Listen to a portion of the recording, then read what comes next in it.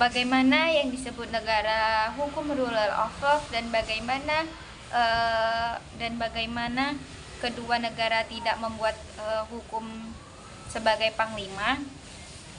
Menurut saya negara hukum rule of law dan negara tanpa hukum sebagai panglima memiliki perbedaan yang sangat signifikan dalam menyelenggarakan pemerintah dan perlindungan hak-hak warga negara. Disebutkan bahwa Undang-Undang Dasar 1945 mengatur agar negara tidak memihak pada satu agama tertentu. Hal ini sejalan dengan prinsip negara hukum, di mana hukum berlaku adil dan tidak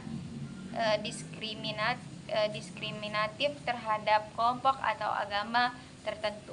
Selain itu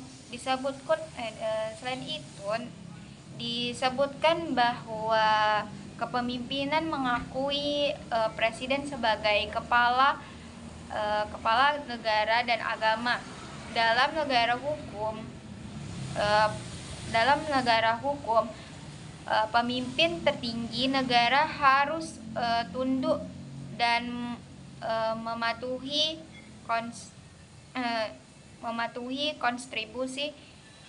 konstruksi serta hukum yang berlaku. Lebih lanjut, Pancasila yang menjadi prinsip dasar negara menjunjung tinggi kebebasan beragama. Ini merupakan salah satu aspek perlindungan hak asasi manusia dalam negara hukum. Negara tanpa hukum sebagai panglima, jika hukum tidak menjadi pedoman utama, dapat terjadi pelanggaran terhadap hak-hak warga negara, terutama terkait kebebasan beragama yang dijamin dalam Pancasila. Tanpa adanya hukum yang mengatur, dapat terjadinya diskriminasi dan perlakuan tidak adil terhadap kelompok-kelompok agama tertentu. Kekuasaan pemerintah juga berpotensi disalahgunakan tanpa ada batasan yang jelas dari hukum. Jika negara tidak menjadikan hukum sebagai panglima atau pedoman utama, maka akan terjadi situasi yaitu kesewenang-wenangan kekuasaan. Tanpa hukum yang mengatur, kekuasaan pemerintah dapat disalahgunakan tanpa ada batasan yang jelas. Dapat terjadi pelanggaran hak-hak warga negara, penindasan dan tindakan sewenang-wenang oleh penguasa. 2. Ketidakpastian hukum. Tanpa adanya hukum yang jelas dan konsisten, akan timbul ketidakpastian hukum bagi warga negara. Setiap tindakan pemerintah dan kebijakan dapat berubah-ubah sesuai keinginan penguasa tanpa ada landasan hukum yang kuat. 3. Diskriminasi dan ketidakadilan.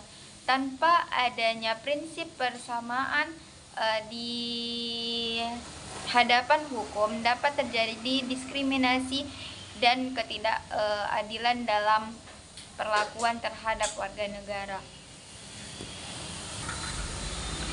Kelompok tertentu dapat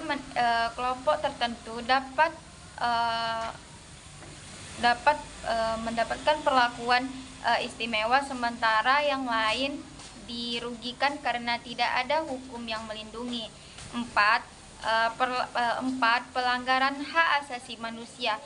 Tanpa hukum yang melindungi hak-hak dasar warga negara seperti kebebasan berekspresi, berkumpul dan beragama dapat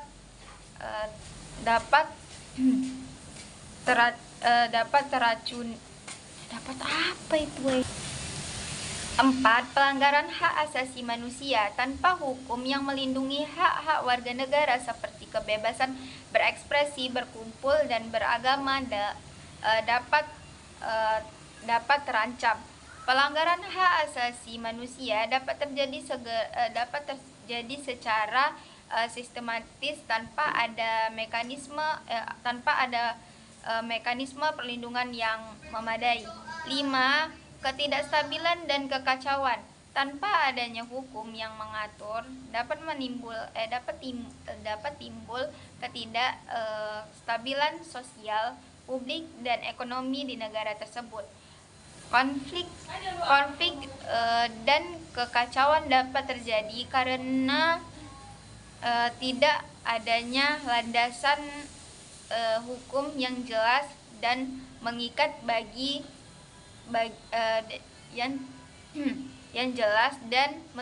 bagi semua pihak.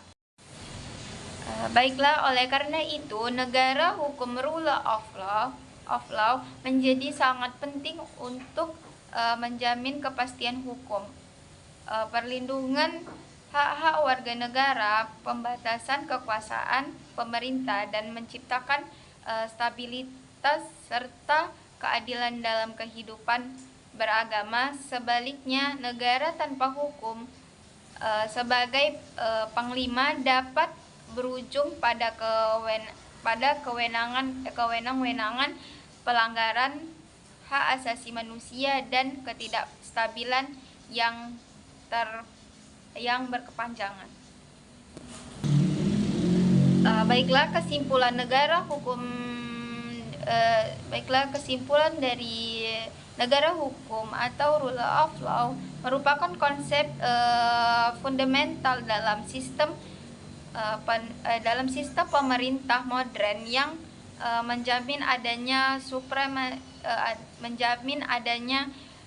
supremasi hukum, perlindungan hak asasi manusia, dan akuntabilitas penyelenggaraan negara. Dalam negara hukum, semua warga negara termasuk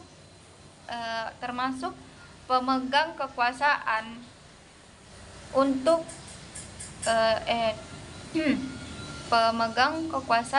tunduk dan patuh pada hukum yang berlaku secara adil dan tidak diskriminatif.